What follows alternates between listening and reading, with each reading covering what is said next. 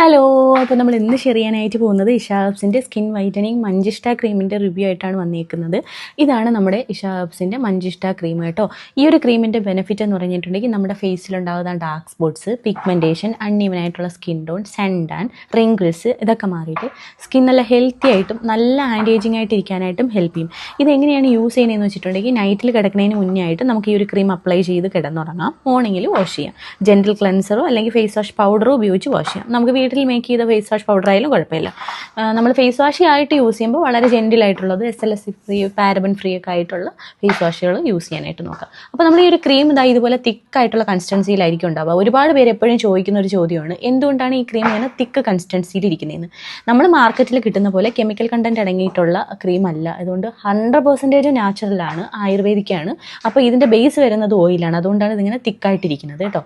അപ്പോൾ മറ്റുള്ള പോലെ ക്രീമുകൾ പോലെ മാർക്കറ്റിൽ കിട്ടുന്ന പോലെ ഫ്ലഫി ആയിട്ടുള്ള ക്രീം ആയിട്ടായിരിക്കില്ല നിങ്ങൾക്ക് ഇതിരിക്കുക. 100% നാച്ചുറൽ ആയിട്ടുള്ള ക്രീം ആയതുകൊണ്ട് തന്നെ ഇതുപോലെ തന്നെ ഉണ്ടാവുള്ളൂ കേട്ടോ. അപ്പോൾ നമ്മളിത് എങ്ങനെയാണ് യൂസ് ചെയ്യുന്നതെന്ന് വെച്ചിട്ടുണ്ടെങ്കിൽ കുറച്ച് ക്രീം നമ്മളിതുപോലെ കയ്യിലെടുക്കുക. അതിനുശേഷം നമ്മൾ ഇങ്ങനെ കയ്യിലിട്ട് നന്നായിട്ടൊന്ന് വാം ചെയ്യുക. കുറച്ച് ഞാൻ ഇപ്പോൾ എടുത്ത് കാണിച്ച ക്വാണ്ടിറ്റി തന്നെ മതിയാവും. ഇത് നമുക്ക് ഒത്തിരി നാൾ യൂസ് ചെയ്യാനുണ്ടാവും. എന്നിട്ട് നമ്മുടെ ഫേസിൽ ഇതുപോലെ ഒന്ന് അപ്ലൈ ചെയ്ത് കൊടുക്കുക.